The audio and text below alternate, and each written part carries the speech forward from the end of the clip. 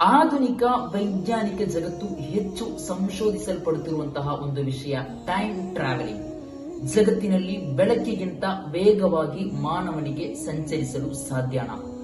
ಪ್ರವಾದಿ ಸಲ್ಲಲ್ಲಾಹು ಅಲೈಹಿ ವಸಲ್ಲಮರಿಗೆ ಅಲ್ಲಾಹನು ನೀಡಿದಂತಹ ಮೆಹರಾಜ್ ಯಾತ್ರೆ, ಆಕಾಶ ಲೋಕದ ಪ್ರಯಾಣ, ಅದೊಂದು ಟೈಮ್ ಟ್ರಾವೆಲಿಂಗ್ ಪಯಣವಾಗಿತ್ತ. ಪ್ರೀತಿಯ ವೀಕ್ಷಕರೇ, ಹೊಸ ಒಂದು ವಿಡಿಯೋಗೆ ಸ್ವಾಗತ. ಈ ಚಾನೆಲ್ ಸಬ್ಸ್ಕ್ರೈಬ್ ಮಾಡದಿದ್ದಲ್ಲಿ ಸಬ್ಸ್ಕ್ರೈಬ್ ಮಾಡಿ ಸಹಕರಿಸಿ. ಟೈಮ್ ಟ್ರಾವೆಲಿಂಗ್ ಇದು ಮಾನವನಿಂದ ಸಾಧ್ಯನಾ? ಜಗತ್ತಿನಲ್ಲಿ ಅತ್ಯಂತ ವೇಗವಾಗಿ ಸಂಚರಿಸುವ ವಸ್ತುವಾಗಿದೆ ಬೆಳಕು.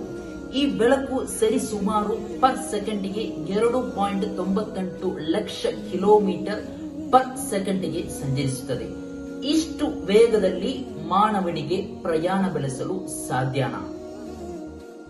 ಟೈಮ್ ಟ್ರಾವೆಲ್ ನ ಕುರಿತು ಆಧುನಿಕ ವಿಜ್ಞಾನ ಜಗತ್ತು ಏನು ಹೇಳ್ತಾ ಇದೆ?